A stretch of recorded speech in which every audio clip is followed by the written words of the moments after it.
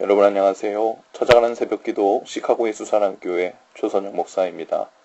오늘도 변함없는 주님의 은혜와 평강이 저와 여러분의 삶의 종일 풍성하기를 기도합니다. 오늘 말씀은 열왕기하 17장 5절에서 8절까지 말씀입니다. 제가 읽어드리지요.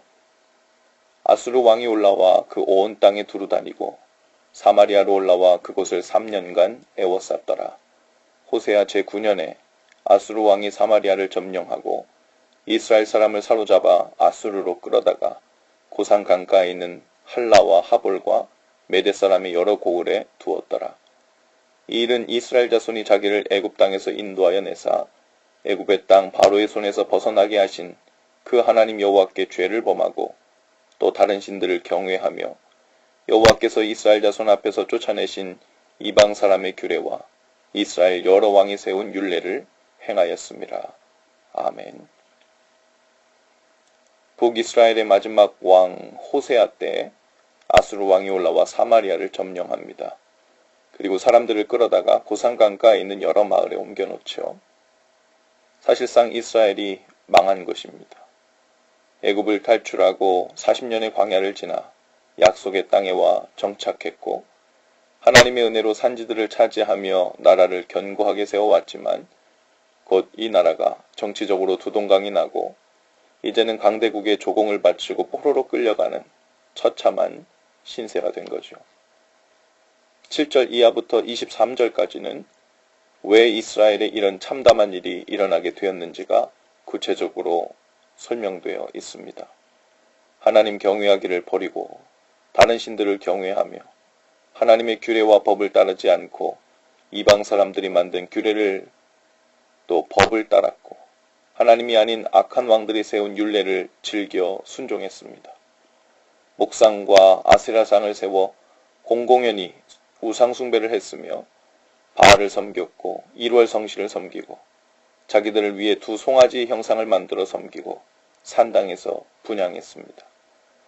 선지자들을 통해 악한 길에서 돌이키라고 하나님께서 경고했지만 교만하게도 목을 곧게 세워 듣지 않았죠. 약속의 땅에 들어와 정착한 듯 했지만 하나님께서 명하신 방법으로 정착해 살고 있지 않았습니다. 약속의 땅에 들어와 살고는 있었지만 하나님께서 명하신 방식으로 살고 있는 것이 아니었습니다. 그러나 약속의 땅은 그렇게 무의미해졌습니다. 끊임없이 하나님을 시험하여 삶으로 약속을 파기했죠. 그리고 마침내 약속의 땅에서도 쫓겨나 약속 없는 백성들처럼 이방 나라에 쫓겨나가게 된 것입니다. 애굽에서는 약속의 땅으로 인도함 받기 위해 출애굽을 했지만 이제는 약속의 땅에서 약속한 대로 하나님을 경외하며 살지 않았기 때문에 강제로 출가나안하게 되는 일이 벌어진 거죠. 오늘 우리가 서 있는 자리는 어디인지 돌아볼 수 있기를 바랍니다. 약속의 자녀이지만 하나님을 경외하며 주님과 동행하며 사는 우리의 약속이 삶에서 이행되고 있지 않을 수 있어요. 많은 사람들이 하나님께서 주신 명령과 율례를 지키는 것이 어렵다고 하지만 세상이 세워놓은 땅에서의 성공적인 삶을 위해 세상이 정해놓은 기준과 규칙은 시간을 조정하고 자기 삶을 절제하며 얼마나 열심히 지키려 하는지 몰라요. 그 모든 악에서 떠나 하나님을 경외하며 사는 약속의 자녀의 삶으로 돌이키라는 주님의 음성이 있습니다. 약속의 땅에 산다는 것이 단순히 요단강에서 세례받고 강 이쪽 편으로 건너온 자들이라는 의미가 아니죠. 오늘 저와 여러분의 삶 속에 하나님의 자녀로서 하나님을 삶으로 경외하고 주님과 동행하며 그분의 뜻대로 행하며 사는 약속이 다시 세워지고 견고해질 수 있기를 바랍니다.